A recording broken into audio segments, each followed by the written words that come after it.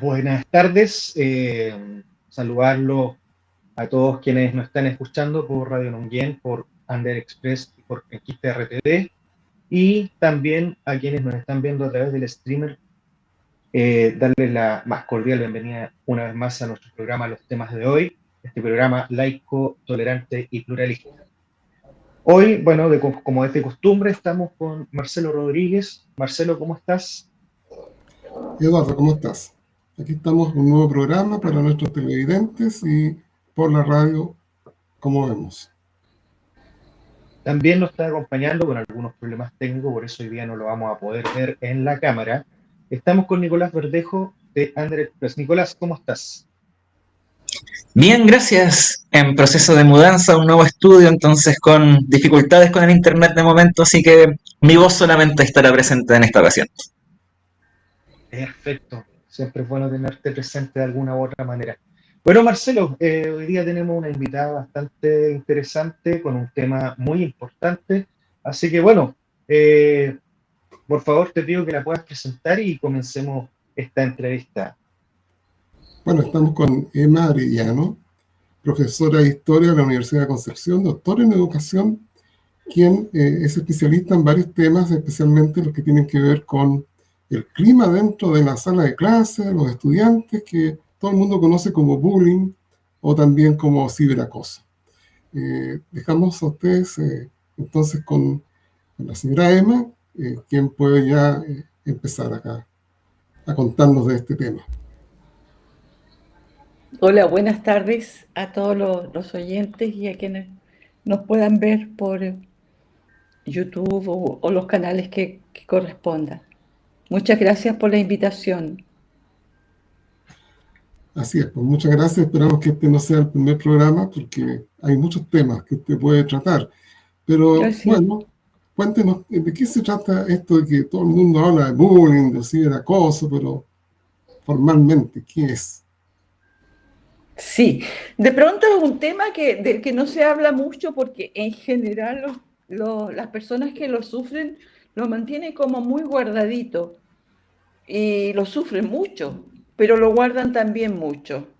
Este es un tema que es global, no es un tema de Chile, así como la violencia tampoco es un tema de Chile, sino que es un tema que está dentro de una complejidad más grande, está entrelazado, pero con múltiples factores, de los cuales es como difícil aislarlos para poder manejar cada factor y resolverlo. El bullying básicamente es un acto de violencia entre pares. De violencia entre pares, bullying se llama a la violencia entre pares en las escuelas, en los colegios y en las universidades. Se llama bullying porque viene de bull, de toro. Y entonces, cuando se comenzó a trabajar este tema, que hace ya cerca de 20 años, eh, bull y bullying es torear, porque bull viene de toro. Entonces, los niños entre ellos se torean, pero en realidad, traducido un poquito menos animalesco, es acoso, que en el fondo es una agresión violenta, que produce sufrimiento, que produce dolor. También se llama matonaje, para hacerlo un poco más claro. Y en el bullying participan el acosador o matón o matones y la víctima. Normalmente, o sea, hay una idea muy equivocada que incluso salió en la televisión últimamente, la semana pasada, que fue muy comentado, de una conversación que no era conversación, entre tres personas y una periodista, tres personas de la farándula o qué sé yo. Entonces, una de ellas le dijo a la periodista que si a ella no la querían en un programa, era por culpa de ella. Entonces, lo que quiso decir, y lo que dijo, la verdad, es que la persona que es agredida es la que tiene la culpa. Y eso es un error, pero garrafal. Siempre el agresor es el que tiene la culpa. No hay una culpa que venga del agredido. Bueno, si nosotros miramos la sociedad chilena y el mundo en general, está metido en una vida de convivencia de mucha violencia. Ahora, las redes han puesto más violenta a la gente. Como que les ha salido un poquito la perversión. Entonces, como que la gente está más agresiva. Bueno, no vamos a analizar el nivel de agresividad y cómo lo resolvemos, pero sí podemos indicar cómo lo puede trabajar un colegio o cómo también lo pueden trabajar los padres. El bullying entonces es agresión, es violencia, es acoso entre pares en lo que participa el acosador, el agredido o la víctima, y también participan espectadores. Entonces, lo que más hay que trabajar, primero, para que pare la violencia, hay que trabajar con los agresores, hay que trabajar también con los espectadores y hay que trabajar con el niño porque en la agresión se produce un sufrimiento grande y ese sufrimiento es doloroso y a veces extremadamente doloroso, tomando acciones que en Chile también han llegado hasta el suicidio. Entonces hay que ponerle ojo y resolverlo. Esta agresión puede ser física, puede ser verbal, puede ser de exclusión social, puede ser también la famosa ley del hielo, y también puede ser por las redes. Ahora, las redes son las más violentas, o sea, por las redes, el ciberacoso, se le llama así, también se llama ciberbullying. Entre paréntesis, este mismo fenómeno se da en el trabajo, ¿eh? En el trabajo le llaman moving, cuando empiezan a agredir entre trabajadores o empiezan para que alguna persona se vaya. Bueno, hay que trabajar el tema, hay que trabajarlo con todos los involucrados, sin duda, pero tener claro que la persona que sufre es la víctima. Y a eso hay que ponerle especial atención, porque sufre. Emma, aquí ha llegado un punto en que me aparece una pregunta. ¿Ya? Y esto tiene que ver con lo que es el clima, que en la empresa le llaman el clima laboral, Sí, y en la sala de clase también hay un clima. Entonces, exacto. en las empresas se ha inventado esto del entrenamiento, que, bueno, un poco ciútico decirlo como coaching, ¿no es cierto? Sí.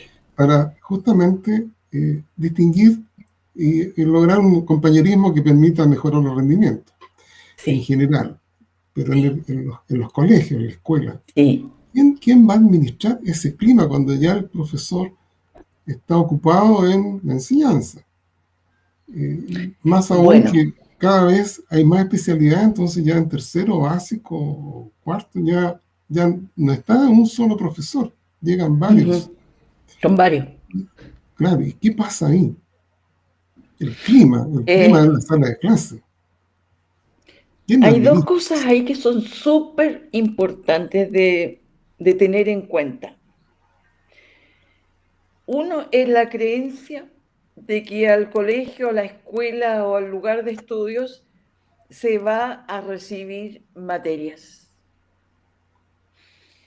Y la otra es la creencia también a veces de parte de la escuela, que la función es de educar, es entregar contenidos. Eso, incluso especialistas en educación, yo los veo de repente en las redes, hablan de que los padres tienen que educar y la escuela instruir o entregar contenidos. Porque los padres sabrán cómo educan a los hijos. Entonces aquí se da el hecho de que la escuela tiene una tremenda responsabilidad que no es a veces aceptada por los padres y a veces tampoco las escuelas están preparadas para darla. Porque los principios de educación definidos por la UNESCO hace rato, en la educación encierra un tesoro, dicen que educar tiene 4 pilares. El saber, o sea, conocimientos, el saber hacer, qué hacer con los conocimientos, incluso el saber hacer técnico, el saber hacer, en fin, resolver problemas, el saber convivir y el saber ser. Ahora, las familias creen que la escuela tiene que solamente enseñar a saber y a saber hacer. Y el saber convivir y el saber ser no lo asume por ningún lado.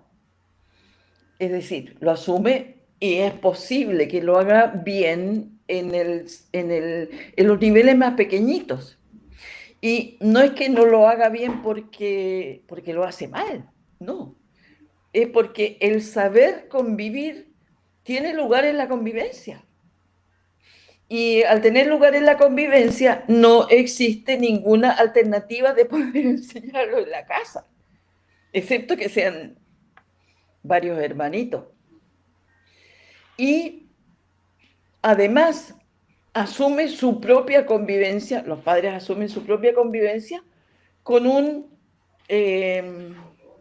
están entrando y saliendo de la casa, ya no existe esa primera formación en el saber convivir y en el saber ser que daban los padres cuando estaban con menos carga laboral y menos carga de todo lo que significa la vida ahora, que es una vida muy, muy estresante. Y entonces el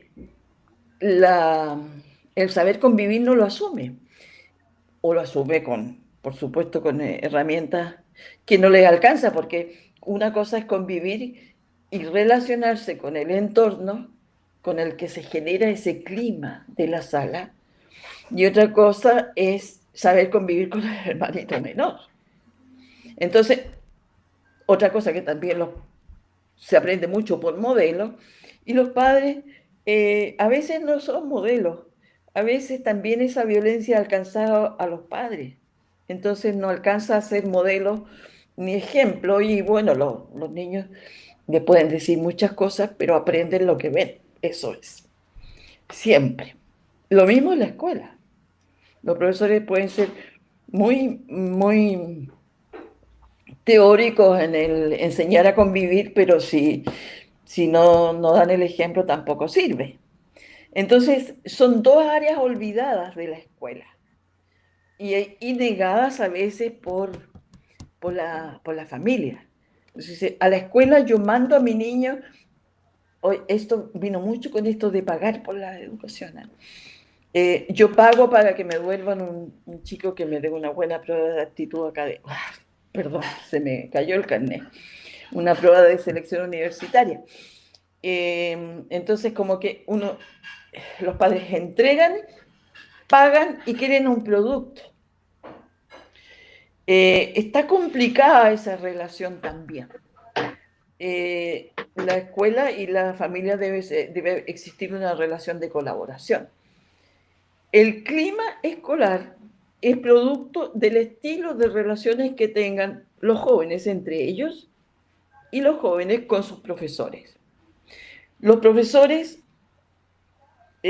también tienen la misma, porque son los mismos padres, los padres son los profesores, tienen la misma cosa esta de que yo enseño matemática y a mí que venga el otro y que le ponga física, porque incluso si alguien me hace una pregunta de física, le digo, mire, esa matemática no es de mi matemática, es de física, así que pregúntele a su profe de física.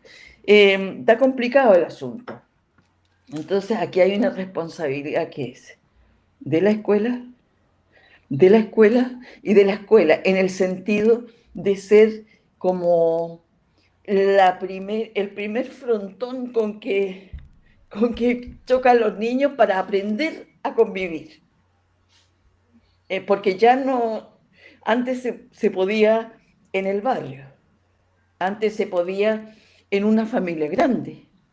Ahora no hay barrio, no hay familia grande, y de lo que se puede aprender a veces en el barrio se aprenden muchas cosas violentas. Entonces, ¿a quién le queda ese espacio? Obligatoriamente tiene que ser la escuela. Obligatoriamente. Eso no lo puede soslayar. No puede esperar que los niños vengan con aprendizaje de convivencia, así tan como para convivir con 30 niños y a veces 40 niños y a veces 50 compañeros en una sala. Entonces, eso tiene que enseñar el profesor, los profesores. Ahora, como dice Marcelo, hay un problema con esta diversificación también de profesores, porque el aprendizaje más rico se puede determinar que lo tienen en la parvularia, con la educadora de párvulo, en el jardín de infantes, porque ahí hay una persona que se dedica y les enseña a convivir, no otra cosa. Es un dicho muy, muy generalizado de que uno dice, le voy a compartir mi postre porque yo fui al jardín infantil, porque ahí le enseñan a compartir, a convivir, etc. Después entra al primer año básico y ya me lo sentaron en tren a los chiquillos de espalda con espalda, en fin, está complicado el asunto. Y la educación así, las reformas educacionales han ido resolviendo este tema de la convivencia con normas de convivencia, con protocolos de convivencia, pero no ha habido un llamado fuerte a que la pedagogía tiene que tener el enseñar a convivir. Y para enseñar a convivir no se necesita mucho bla bla. Para enseñar a convivir se necesita saber relacionarse. Y entonces también corregirse que hay una mala relación, en fin. Está complicado el asunto porque los padres no quieren que les eduquen, que la escuela le eduque a los chicos y en fin. Emma, Es complejo, es un problema que hay que resolver.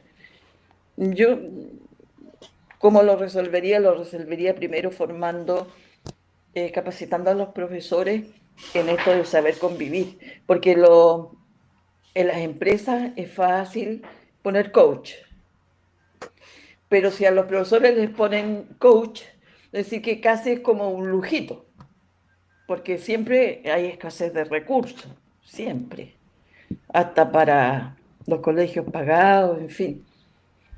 Y en esos colegios a veces la violencia es mucho, mucho más severa.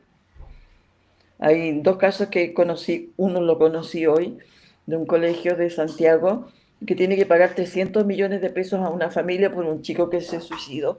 Y la semana pasada salió otro del colegio más caro de Chile, ese que cobra como 1,5 millones mensual, que tienen que pagar también como 360 millones a la familia, porque en los dos casos los chicos se suicidaron. Emma, Ujú. Precisamente, bueno, que bien nos ilustraba con el tema de que esto no es algo que no afecte a la persona que agredía, sino que además hay todo un desmedro en el comportamiento y en el trato que existe en la misma comunidad. Y usted hace unos instantes decía, acá hay un tema con los apoderados. Los padres no quieren que nosotros eduquemos a sus hijos. Y por otro lado, igual plantea de que los mismos profesores no tienen todas las herramientas suficientes como para poder hacerlo. Y se Ujú. entiende, y se entiende muy bien también de que es muy complejo hacerlo con 40 estudiantes en una sala. Pero sin embargo, se han hecho o han habido avances justamente en el ámbito del enfoque en que esto se veía, porque antiguamente siempre se aspiraba a que los temas de convivencia se arreglaran con una justicia más bien distributiva, una justicia eh, más de lograr castigos proporcionales al daño que se había realizado, vamos a ponerlo en términos más sencillos para quienes nos están escuchando también, pero hoy en día y tal vez eso ha sido de manera tardía o de mala forma aplicado, hoy día se ha ido hacia un enfoque mucho más restaurativo, en donde efectivamente se considera la comunidad. Pero es la comunidad precisamente, como bien usted decía, la que ahora no quiere, pero antiguamente sí quería. Entonces, claro, esto trasunta precisamente en que tengamos ya un problema tal vez desbordado y que los protocolos hoy en día no sean suficientes como para poder soslayar tal vez algunos temas o definitivamente solucionarlos de raíz por otra parte. Entonces, con todo esto, lo que me gustaría que pudiéramos seguir ahondando es justamente la relación que existe entre la comunidad educativa. Cuando hablo de comunidad educativa me refiero a los directivos, a los encargados de convivencia, a los profesores y los apoderados. ¿Existe un trabajo alineado? ¿Existe comunicación? ¿O cuáles serían tal vez las medidas o el comportamiento que deberían tener los apoderados y los profesores para poder lograr una mejora en el corto y mediano plazo en la convivencia al interior de los establecimientos, que también resultaría una mejor convivencia en el hogar y en el barrio? Sí,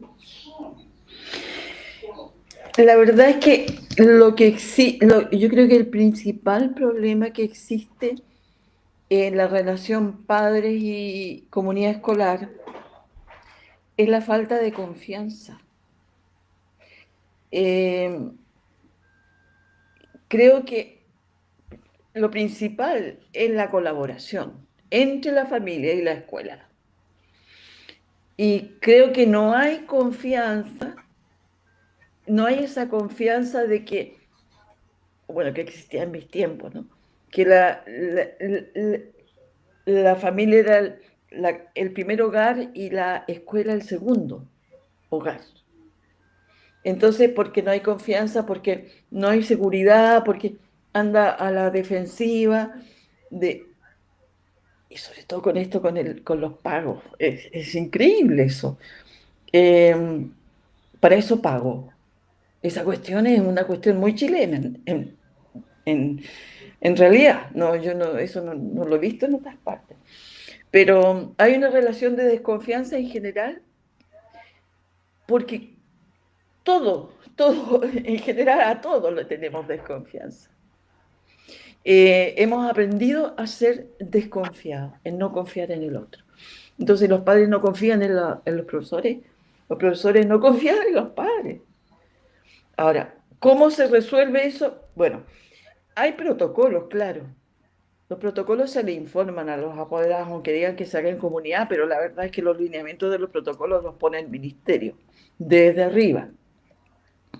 Los reglamentos serán todos consensuados, pero las líneas generales de los reglamentos se fijan.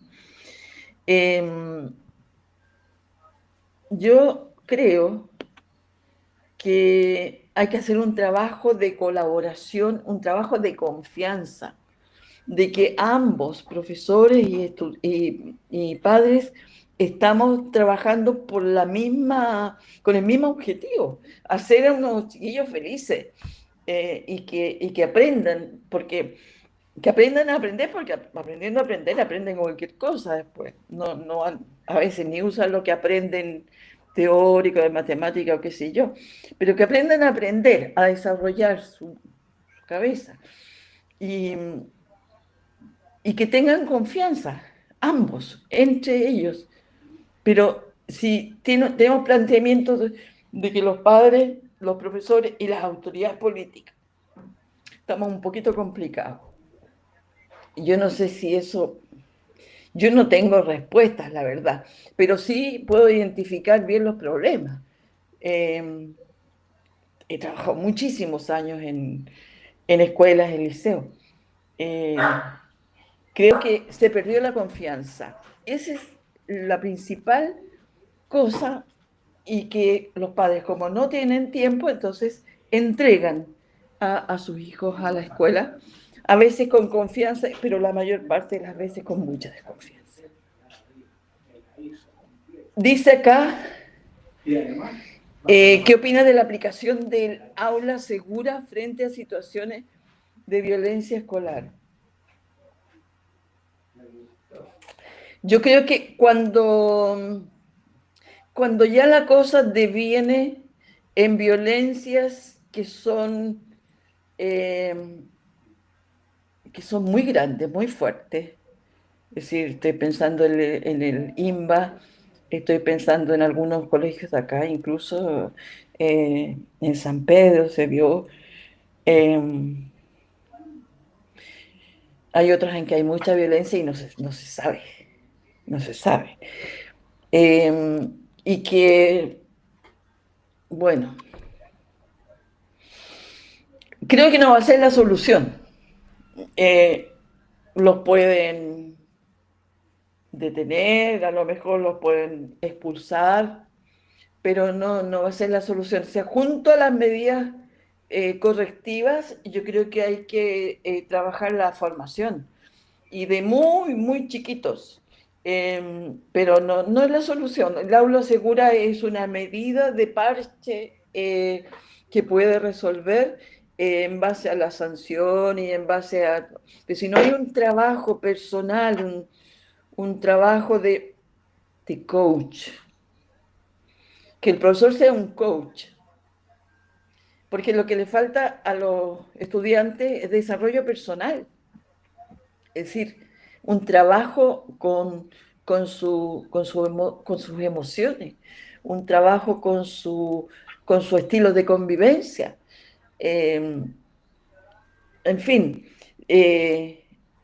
si se trabaja junto y no solamente se trabaja la sanción, pienso que puede haber una solución. Creo que también hay que darle el espacio a la formación del ser, el ser y el convivir. Hay que darle espacio, no es una pérdida de tiempo. Si hoy día, que soy como profesor de historia, antes yo recuerdo que se dictaba la materia y uno pasaba horas dictando. Si no dictaba, los profesores decían, o sea, los padres decían que el profesor no hacía nada porque no llevaban los niños cuadernos, no llevaban nada escrito.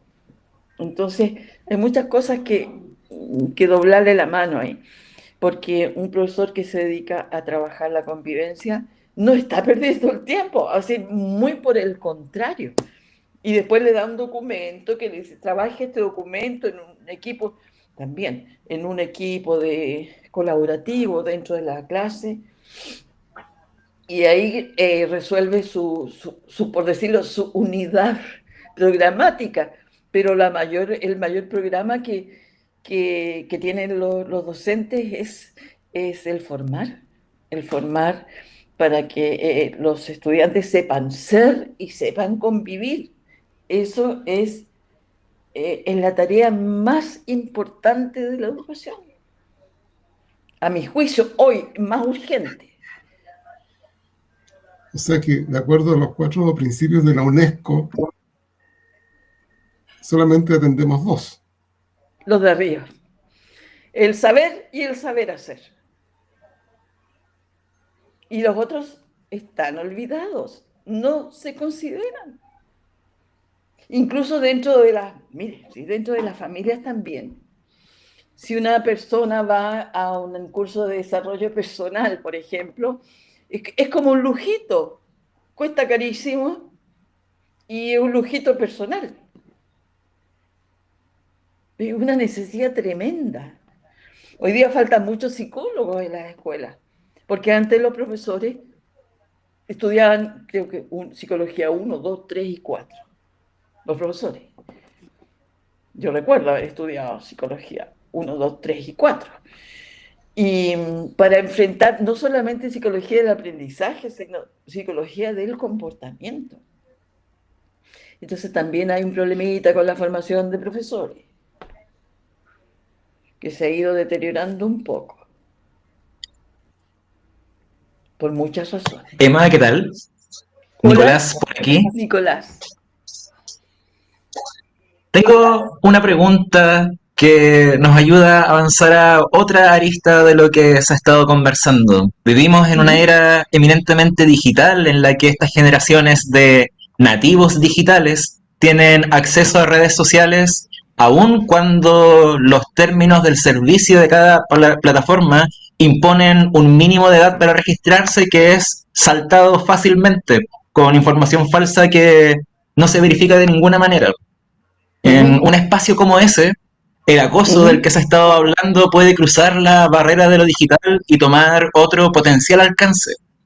Y en el caso de generarse algún tipo de publicación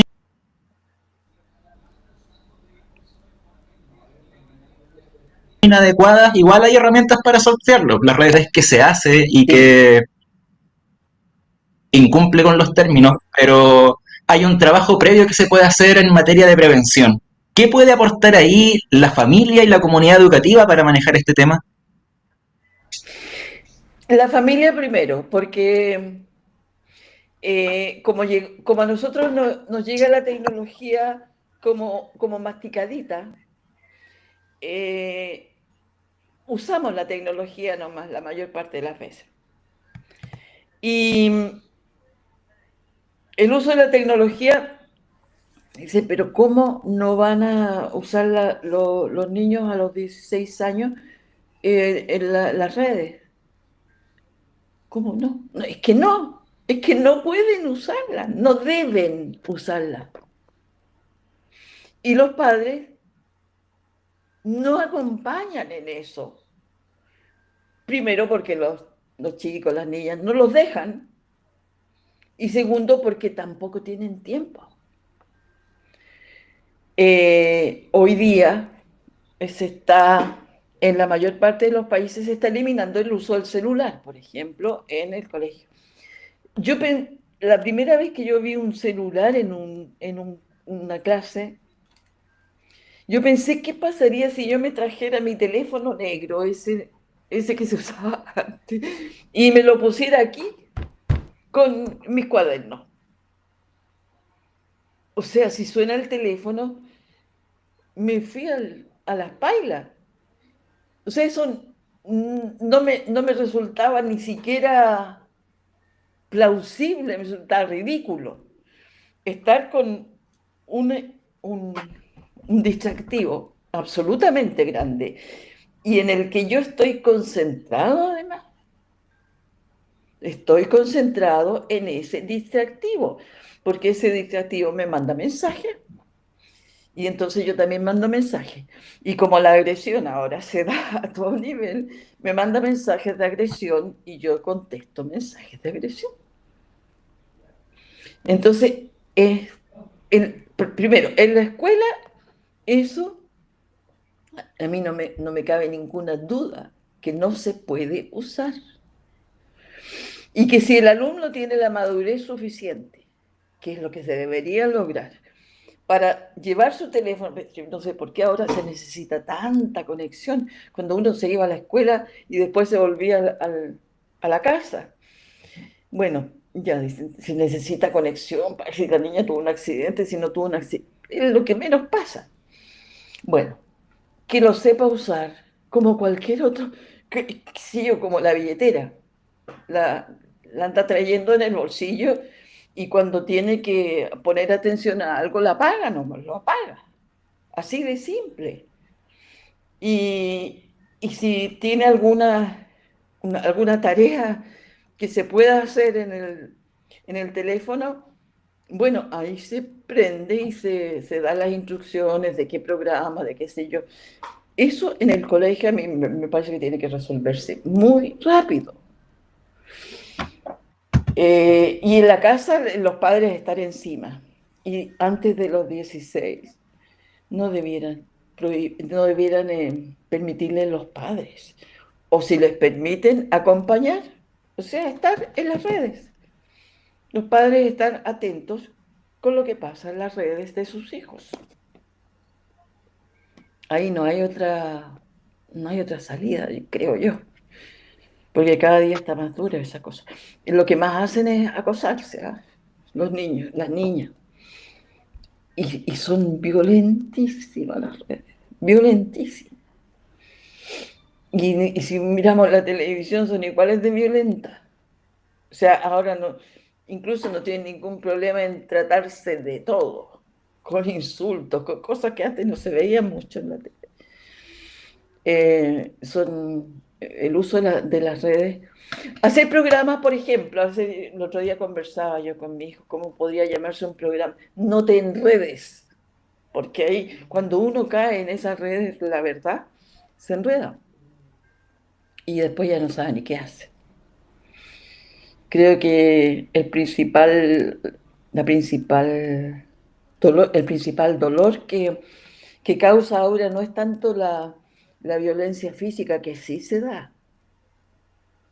da incluso con armas hoy, sino que la violencia digital es terrible en las niñas, en los niños, especialmente en las niñas, ¿saben? Es terrible. Yo creo que ahí los padres tienen que ponerse a tono con el mundo y los colegios también. Ahora, volviendo un poco a lo que planteaba en mi pregunta respecto al tema de los protocolos, porque efectivamente hay una responsabilidad de los padres, hay una responsabilidad que viene del hogar, pero también hay un tema que está relacionado con justamente las instituciones públicas que norman la convivencia en los establecimientos educacionales. Estoy hablando de todas aquellas que intervienen. Directamente tenemos al Ministerio de Educación con todos sus organismos regionales, otros organismos públicos que están encargados justamente de la supervisión, eh, y bueno, otros actores que efectivamente están ya más ligados por el tema de los distintos protocolos de convivencia escolar, como son incluso los CESFAM, los tribunales Sí. de justicia, eh, carabineros, PDI.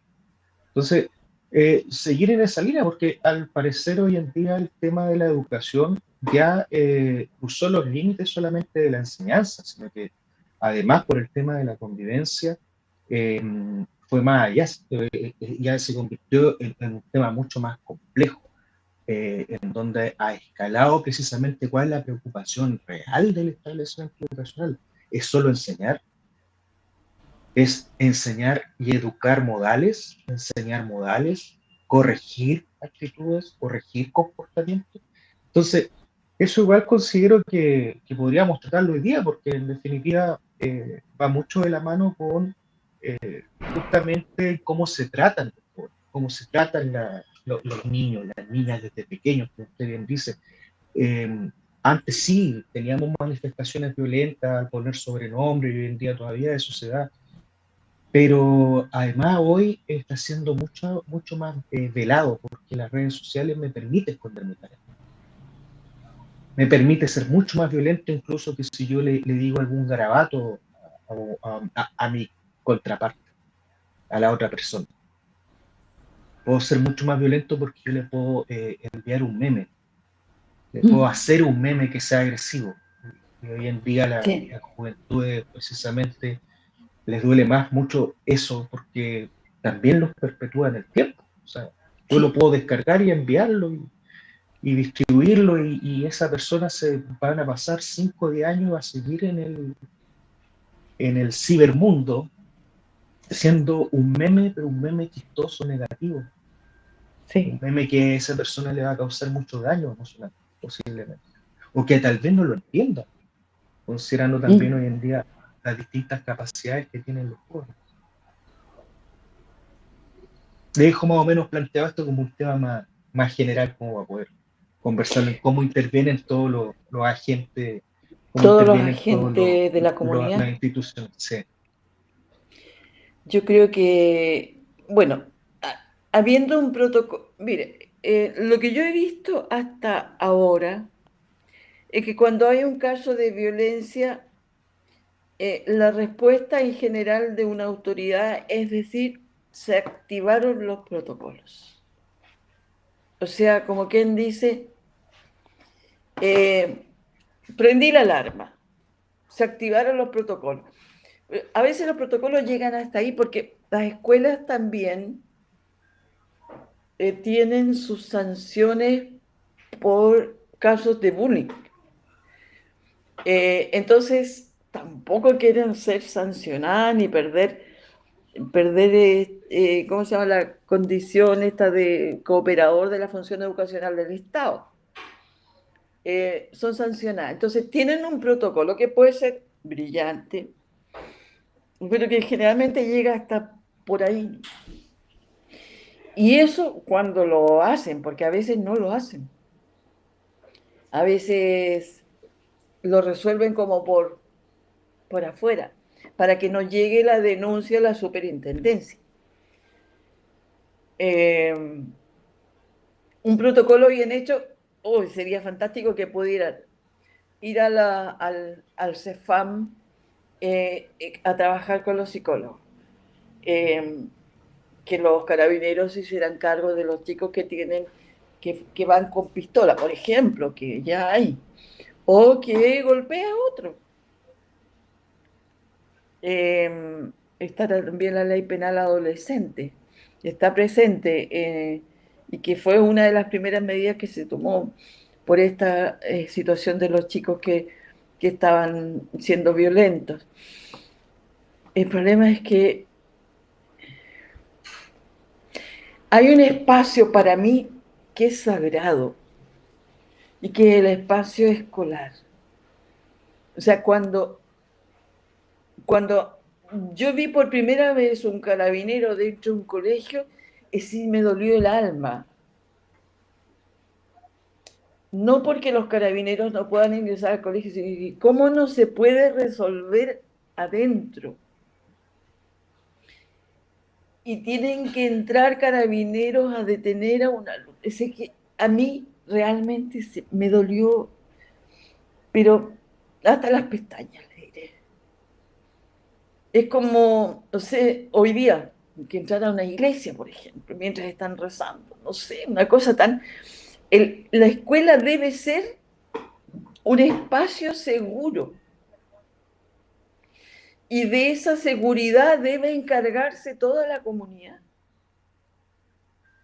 No puede abrirse, digo yo, a carabineros, a investigaciones, a otros delincuentes que vengan, por ejemplo.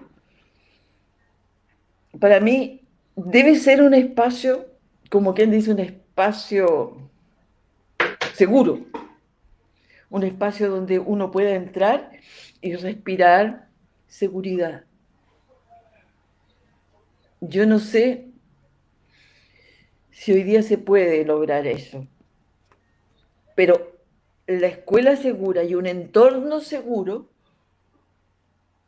es para mí hoy la forma de resolver el problema entre los jóvenes que se están formando.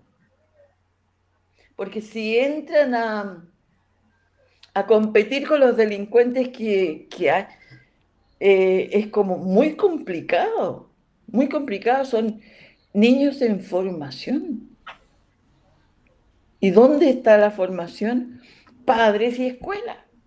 Y si están en la escuela, escuela. Y si están en la casa, padre. Y si no se puede resolver con una o con otra, coopérense entre medio. Pero para mí debería resolverse cuidando la escuela como un espacio protegido, cuidando el entorno como un espacio protegido, para que el estudiante sepa que va a un lugar seguro y que va contento. Y para eso hay que meterse a trabajar estas cosas que se les olvidó. A la gente se le olvidó que se enseñan, porque antes, cuando decían, es bien educadito tu niño, ¿cierto? ¿Qué es lo que es ser bien educadito? Tener buenos modales, tener buen trato, tener buenas relaciones con los demás. Eso era ser educado. Y todo el mundo lo entendía así. Por eso que la escuela podía hacer muchas cosas. Desde la directora para abajo, o del director para abajo. Se encargaban de educar todos los días. Los recibían en la puerta, los reconocían siempre. En fin, hay algo que se puede hacer todavía dentro de la escuela. Y la escuela también tiene que tener sus psicólogos. Si la escuela tiene recursos tiene un equipo de convivencia escolar.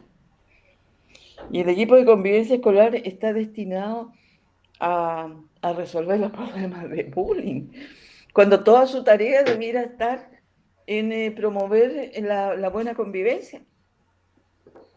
Y ahí hay una persona que es como asistente social, y otra persona que es psicóloga. Y hay un equipo. Entonces, la escuela debiera como, no digo volver, porque nunca es como para que diga, uno vuelva a ser como era en mis tiempos. No, tiene que hacer que su espacio sea un espacio confiable, seguro, para educarse. No que se vaya con miedo. Y cuando un niño es acosado, ese niño va con miedo a la escuela. No quiere ir a la escuela. Dígame si estos chicos que están, ¿qué hacen afuera, digo yo? Estos chicos que andan asaltando y que andan, ¿cómo se dice? Haciendo encerronas en los autos. Oye, 15, 16 años. Y si esos chicos son de segundo medio, tercero medio, tendrían que estar. Cuando se hizo la educación primaria obligatoria, incluso de los campos, cuando los niños no podían ir, los carabineros iban a buscar a los niños a las casas y se los llevaban a caballo, qué sé yo. O sea, se aseguraba que la educación primaria era obligatoria. Yo no soy del tiempo de Pedro Aguirre Cerda, pero eso lo supe muy bien porque esa misma política siguió después. Cuando yo fui directora de un colegio aquí en Concepción, a mí me faltaba un chico y hasta yo iba a la Pobla a buscarlo. Y tenía, mire, 18 años, tenía 100% de asistencia. 100% de promoción y 100% de retención escolar por 18 años. Después me fui. Y eso hace un buen colegio. O sea, lo que pasa es que los directores tienen que ser también pedagogos, o sea, tienen que tener la formación, no solamente la formación administrativa, sino que la curricular, la de psicología.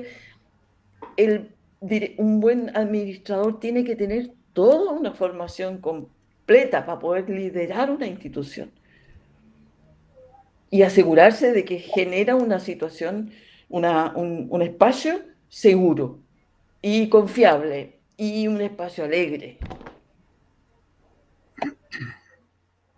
Emma, tuvimos hace 2 semanas entrevistado a un profesor normalista.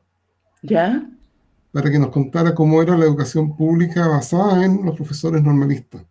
Sí. Parte de lo que usted está diciendo ahora, esto de la convivencia, manifestó él que no bastaba solamente con enseñar las materias, se hacían muchas otras cosas que hoy día Sí. no se hacen, puesto que yo, como usted sabe, en los colegios de hoy, en que a una reunión de apoderados no asiste ni la mitad, porque ni la mitad estaba de acuerdo con una reunión para tratar este tema. evidentemente el problema de la convivencia no es un tema, es una cosa grave. Está teñido de rojo esto. Sí. Y lo que Maturana nos enseñó con su filosofía no ha llegado a los apoderados, que quizás no saben quién era Maturana. No sé si puede comentar para finalizar algo de esto. Bueno,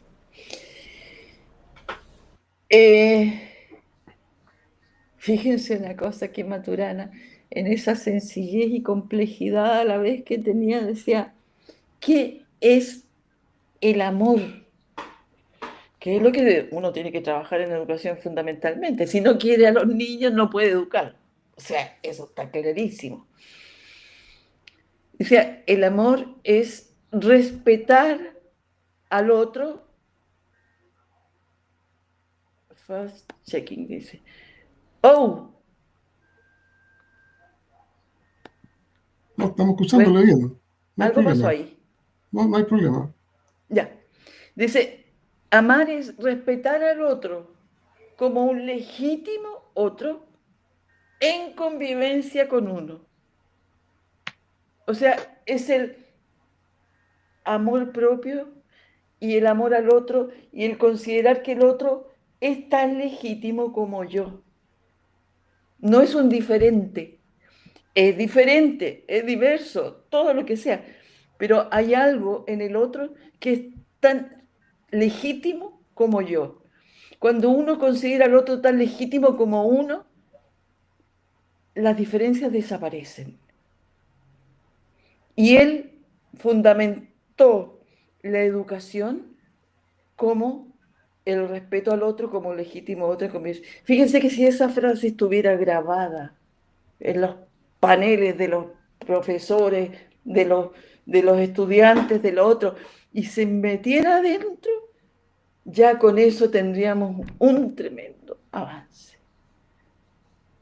Respetar al otro como un legítimo otro en la convivencia con uno. Simple, ¿no? Eso tenía Maturana, tenía una simpleza, un pensamiento que tenía bastante complejo, porque ni siquiera es un pensamiento holístico, sino que era un pensamiento complejo, este mismo del que aborda Edgar Morin ahora, que lo pone como muy claro, y pone los mismos elementos. El amor al otro, no el amor a besitos de aquí para allá, no, el amor como un respeto al otro como legítimo, tanto como yo. Entonces hay el respeto propio y el respeto al otro. Muy interesante reflexión y no solo interesante, muy atingente para todo lo que hemos conversado en esta casi hora que increíblemente se nos ha pasado volando. Ya nos tenemos que despedir. Emma, muchas gracias por todo lo que has compartido con nosotros en esta conversación. Y como siempre, Eduardo, Marcelo, un gusto haber compartido este panel una vez más. Nosotros nos volvemos a encontrar la próxima semana, el próximo martes a la misma hora, con una nueva emisión de los temas de hoy. Que estén muy bien. Gracias, Emma. Muy amable. Muchas gracias, Emma. Muchas gracias. Gracias.